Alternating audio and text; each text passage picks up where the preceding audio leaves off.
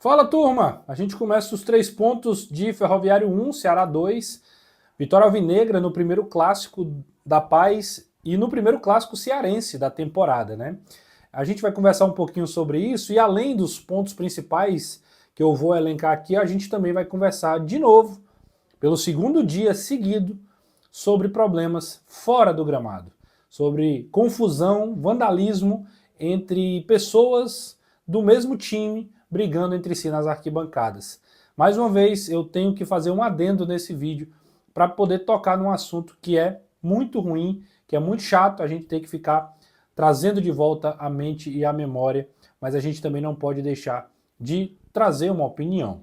Antes de mais nada, se inscreve no canal, ativa as notificações e inicialmente já deixa o like. Se você já chegou no vídeo, deixa o like aí para a gente continuar conversando sobre o nosso futebol de maneira geral, tá? Antes de eu falar dos 3 pontos, hoje eu vou fazer um pouco diferente. Eu vou começar falando, né, diferente do que eu fiz no vídeo do Fortaleza, começar a falar do que aconteceu na arquibancada mais uma vez. Porque é um assunto que não dá mais para a gente ficar...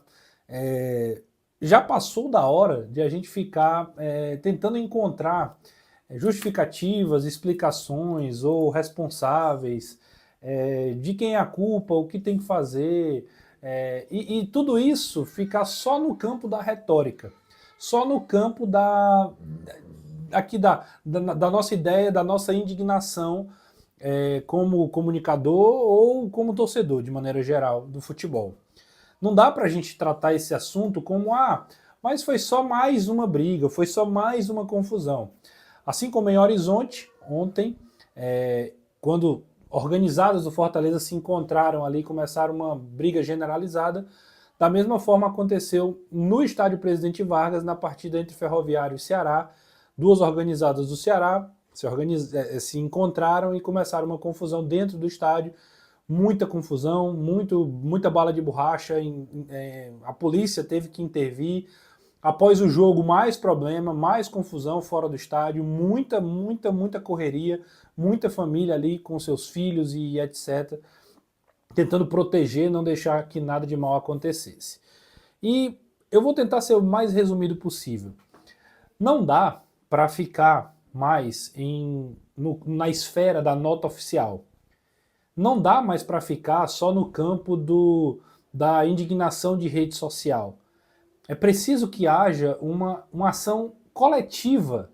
Ontem aconteceu com o Fortaleza, hoje acontece com o Ceará, e está na hora dos clubes se unirem, está na hora dos clubes se unirem aos órgãos públicos, ao governo, à prefeitura, à polícia, a todo mundo que é envolvido nessa situação e tomar uma medida mais séria, uma medida mais prática, além só de ficar na ideia mais filosófica, ideológica da coisa. É preciso combater, é preciso ter uma ação prática, reconhecimento facial, identificação por biometria. Existem tecnologias que já permitem que a segurança seja mais fortalecida. Já existe tecnologia para combater esse tipo de coisa. Não dá mais para ter as torcidas organizadas terem tanto espaço e zero impunidade. Elas fazem grandes festas, mas do que adianta? Quando chega em momentos assim, elas mancham a imagem dos clubes. Então, a minha palavra, a minha opinião é que é a hora, uma grande oportunidade que os clubes têm de se unirem junto com o poder público, junto com as polícias, junto com todos os responsáveis aí referentes ao futebol, federação, enfim, se unirem para criar estratégias coletivas, comunitárias, que todo mundo faça, que todo mundo execute em prol de combater a violência nos estádios e principalmente, mais do que tudo, entre as torcidas do mesmo time.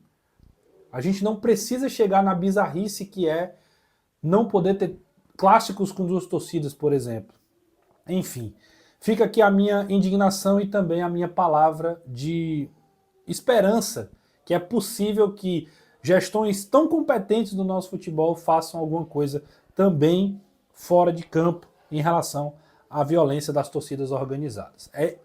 Passou do tempo, passou da hora. Eu vou falar sobre o jogo também no resto do vídeo, deixa o like, se inscreve no canal e já deixa também tua opinião sobre o que eu já falei e também sobre o jogo em si, é muito importante para a gente continuar aqui conversando, tá? De forma prática, a gente vai falar de 3 partes aqui do jogo. O primeiro, falar que existe um jogador no Ceará que ele é muito relevante, ele é muito decisivo. Sabe aquele jogador que quando entra faz a diferença? Esse é o Lourenço. Esse é o camisa 97, hoje capitão da equipe do Ceará. O time muda de patamar com ele, muda de perspectiva, em termos de desenvoltura de jogo, em termos de articulação, em termos de quantidade de ocasiões de gol, de chances de gol. O time muda de configuração em termos de dinâmica.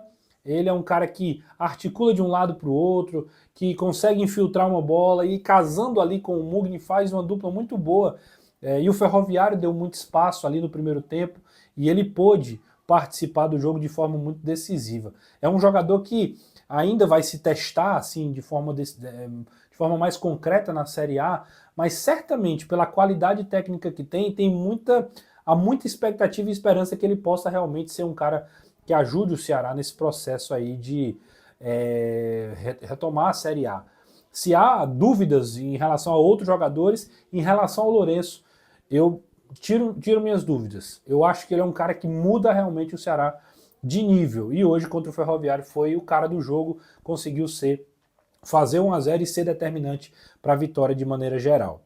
O segundo ponto, eu falo sobre a tentativa que o Léo Condé tem feito em relação ao elenco para tentar adaptar o elenco de acordo com as necessidades que ele tem, tanto de jogo quanto as carências que ele ainda possui no elenco. Hoje ele foi com um ataque diferente. O Fernandinho entrou no lugar do Ailon com o Pedro Henrique centralizado e o Galeano aberto pelo lado direito. Acho que Fernandinho e Galeano funcionaram. 2 jogadores participativos no jogo, ativos, com velocidade, drible, passe, finalização, aproximação dos meias, aproximação dos laterais em profundidade. Acho que funcionou. Mas o Pedro Henrique não.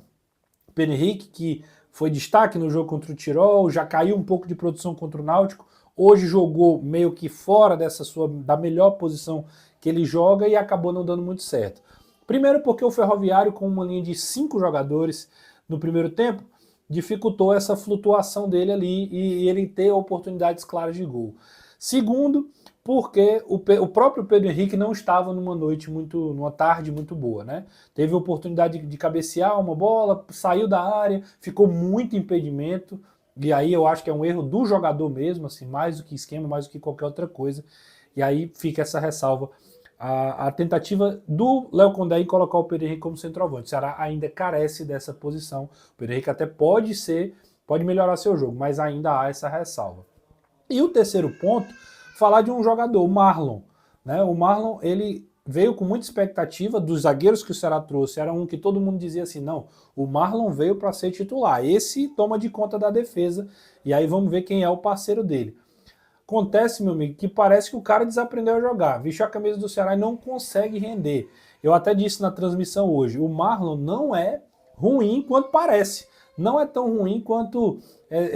não consegue dominar uma bola, tem muita instabilidade ali na hora de fazer um corte, fazer mínimas ações e tem sido alvo de vaias, alvo de crítica do torcedor, né, que já cobra, que já espera melhores ações do jogador. Então, o terceiro ponto é exatamente falar desse jogador especificamente. Muito instável, ainda com muita insegurança e que já cai um pouco no descrédito do torcedor. Houve até um momento do jogo que ele cortou errado, se atrapalhou e a torcida começou a vaiar toda a vida que ele pegava na bola.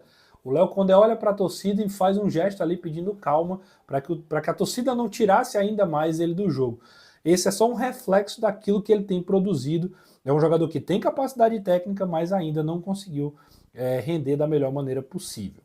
Esses os 3 pontos de Ferroviário 1, Ceará 2. Se inscreve no canal, ativa as notificações e, como eu sempre peço, deixa o like para que esse vídeo possa chegar para mais pessoas, tá bom?